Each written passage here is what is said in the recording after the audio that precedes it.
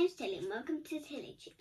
Today we're going to be reading the story of the little mole who knew it was none of his business.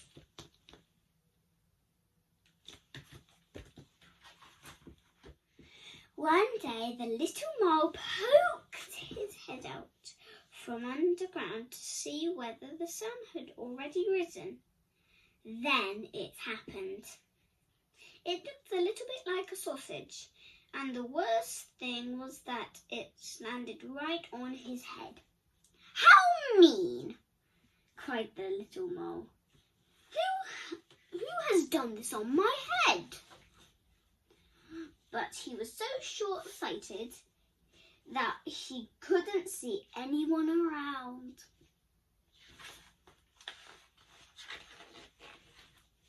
"Did you do this on my head?"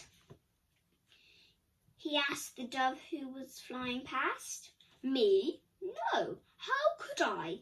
I do it like this," she answered, and splish splash, a moist white blob landed on the ground right next to the little mole.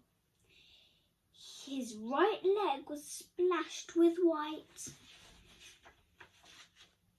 "Did you do this on my head?" he asked the horse who was grazing in the pasture. "Me? No, how could I? I do it like this." And flump, plump, 5 big fat horsey apples plopped down within a hair's breadth of the mole. He was very impressed. "Did you do this on my head?" he asked the hare. "Me? No, how could I? I do it like this," answered the hare. And rat-a-tat-tat, 50 little round beans shot past the mole's ears. He saved himself with a daring leap. "Did you do this on my head?" he asked the goat who had been dreaming a little.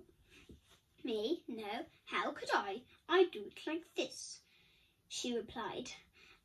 And plippity-plop, a pile of toffee-coloured little balls tumbled on the grass. The little mole found them almost appealing.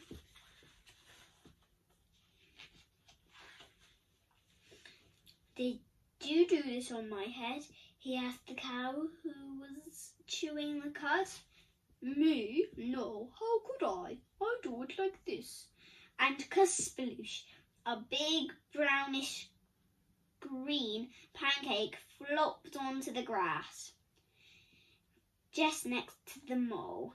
He was very relieved that it hadn't been the cow who had done something on his head. "Did you do this on my head?" he asked the pig. "Me? No, how could I? I do it like this," replied the pig. And plop splash, a little soft brown pile fell onto the grass. The mole held his nose. "Did you do this on my?"